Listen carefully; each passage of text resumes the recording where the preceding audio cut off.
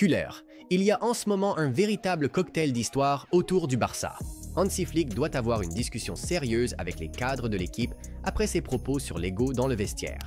Lamine Yamal est devenu le principal héros de l'Espagne, mais il aurait aussi pu s'accrocher avec Rafinha à propos du penalty et de son geste de la couronne. Et par-dessus tout, il y a sa blessure inquiétante au dos avec l'équipe nationale. Et ce n'est que la partie émergée de l'iceberg. Le Barça est toujours sans le Camp Nou. La situation contractuelle de Frenkie de Jong est tendue. Et Bartra a clairement indiqué qu'il n'était pas venu pour jouer avec le Barça Athletic. Si vous ne voulez rien manquer de ces histoires et souhaitez encore plus d'informations exclusives sur le club, téléchargez l'application Barcelona Live. Toutes les dernières actualités du Barça réunies en un seul endroit. Le lien se trouve dans le commentaire anglais. Le mois de septembre s'annonce brûlant. Prêt pour la prochaine dose d'actualité du Barça?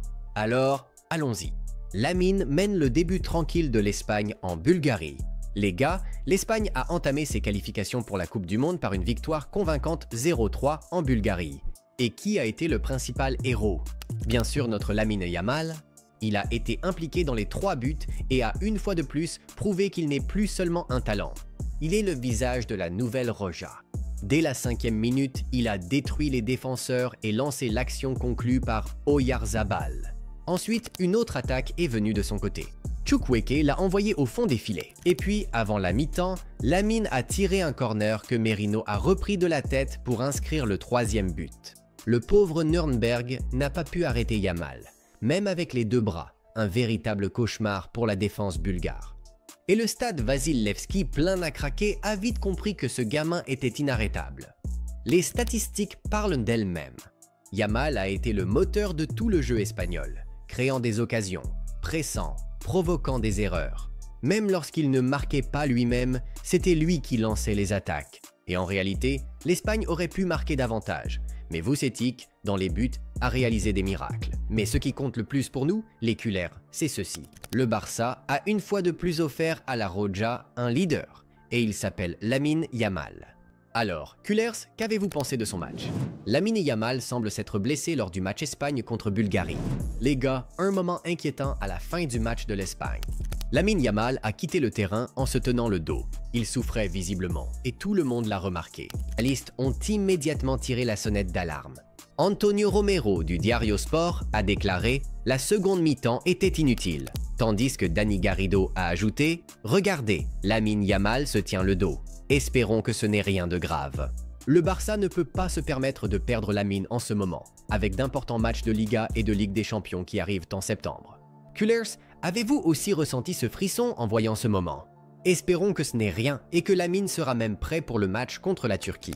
Flick avait raison à propos de Pedri. Quand Pedri est près du ballon, Kühlers, c'est de la pure magie.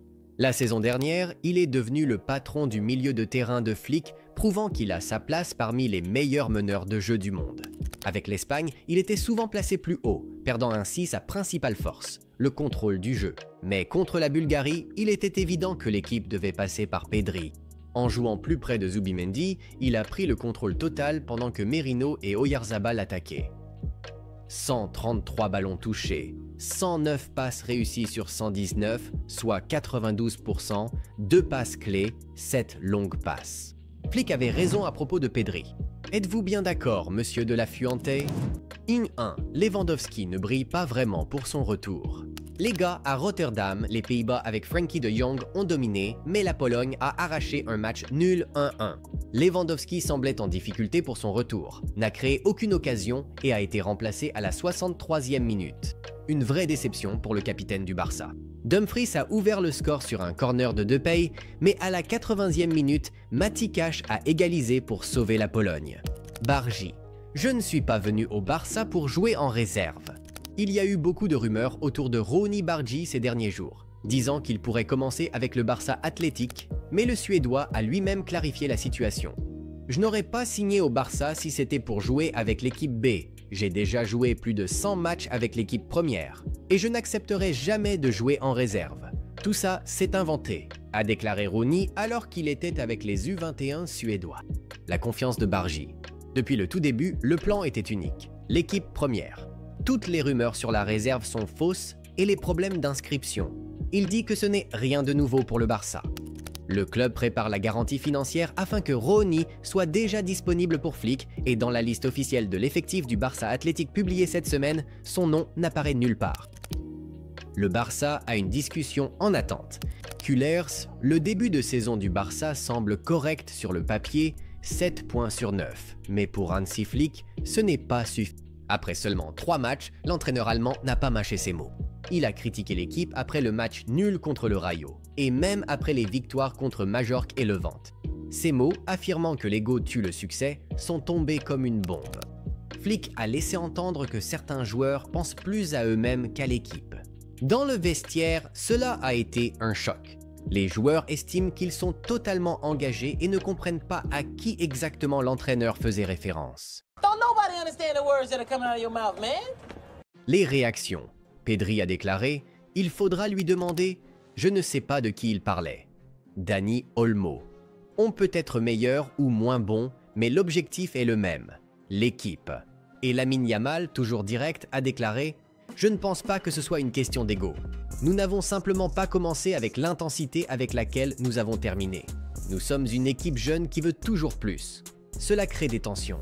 Il y a de la confusion dans l'effectif et même un peu de frustration. Mais Flick ne ferme pas la porte. Il dit qu'elle est toujours ouverte et qu'il est prêt à expliquer ce qui l'inquiète exactement. Cullers, qu'en pensez-vous? Flick a-t-il vraiment raison de parler de l'ego au sein de son équipe ou est-il allé beaucoup trop loin dans sa critique? La réaction de Rafinha à la célébration de la couronne de Lamine Yamal contre le Rayo Vallecano devient virale. Lamine Yamal n'a pas seulement changé sa célébration, il a aussi lancé tout un nouveau débat.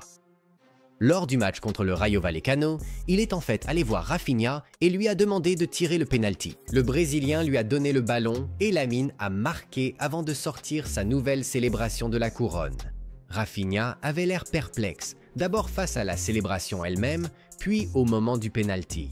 Le match n'était même pas encore gagné et Yamal était en train de se couronner roi en plein milieu de la tension. Maintenant, les Cullers débattent. Était-ce la confiance d'un talent de 17 ans ou un signe d'ego? Est-il normal qu'un joueur aussi jeune prenne ses responsabilités dans des moments clés et célèbres de façon aussi supporter du Barça? Qu'en pensez-vous? Sommes-nous en train d'assister à l'émergence d'un leader ou est-ce que l'ego se manifeste déjà trop tôt? Barça-Valence, il y a 90% de chances que ce soit au stade Johan Cruyff. Le retour au Camp Nou est une fois de plus repoussé. Le match contre Valence se jouera presque à coup sûr au stade Johan Cruyff. Dekra a déjà inspecté le stade et le club attend l'approbation de la mairie, mais le temps presse. Au fait, Dekra est une entreprise allemande internationale spécialisée dans les inspections techniques et la certification. C'est elle qui doit donner le feu vert pour que le Camp Nou puisse être de nouveau utilisé. Le Barça reste néanmoins optimiste.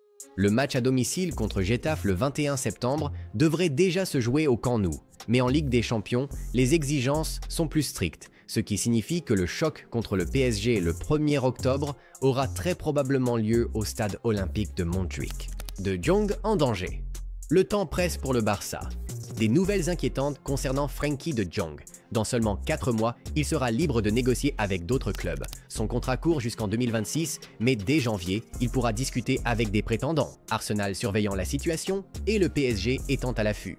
Pour Flick, Frenkie est le cœur du milieu de terrain du Barça, mais les discussions avec le club ont échoué et il a même changé d'agent. Le Néerlandais veut rester, mais les choses pourraient se compliquer une fois que d'autres clubs commenceront à le séduire. Cullers, le mois de septembre s'annonce brûlant pour le Barça. Si ce récapitulatif vous a plu, n'oubliez pas d'appuyer sur le bouton like, de vous abonner à la chaîne et d'activer la cloche de notification pour ne jamais manquer la prochaine grande actu du Barça. Allez Barça, à bientôt.